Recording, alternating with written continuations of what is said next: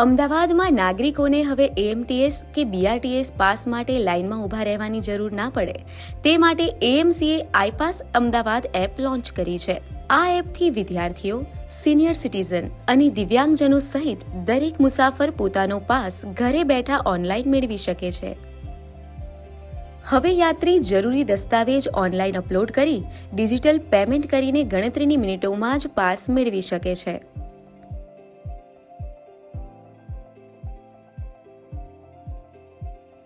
ઉંમરવાળા લોકોને બી જ્યાં સેન્ટર પર ના જવું પડે, મતલબ એમને બી ધક્કા ના ખાવા પડે અને ઇઝીલી પાસ નીકળી શકે છે.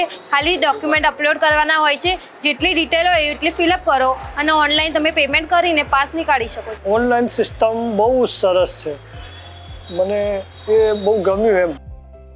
આ એપમાં યાત્રીઓને ઈ પાસ અને ફિઝિકલ પાસના 2 વિકલ્પ મળે છે. ઈ પાસ ધારકો મોબાઈલમાં ડિજિટલ પાસ બતાવીને મુસાફરી કરી શકે છે. એએમટીએસ સમિતિના અધિકારીઓના મતે મુસાફરો આ ઓનલાઈન સિસ્ટમથી ખુશ છે અને અમદાવાદમાં જાહેર પરિવહન વધુ સ્માર્ટ બનાવવાના સરકારના આ પ્રયાસથી જાહેર પરિવહનનો ઉપયોગ વધશે. એમટીએસનો લગભગ વધુમાં વધુ લોકો લાભ લે એના માટેના બધા પ્રયાસો છે. વિદ્યાર્થીઓ બી આપણે એના અંદર બી અનેક સિસ્ટમ રાખી છે કે ભાઈ વિદ્યાર્થીઓને પાસ આપવાના. જે અનાથ બાળકો છે એને બી આ વખતે આપણે 50% વધારે ડિસ્કાઉન્ટ આપ્યું છે.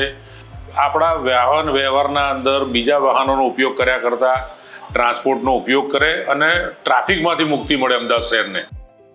મુખ્યમંત્રી શ્રી ભૂપેન્દ્રભાઈ પટેલના નેતૃત્વમાં ગુજરાતમાં શહેરી પરિવહન સેવા વધુ સુદૃઢ બની રહી છે.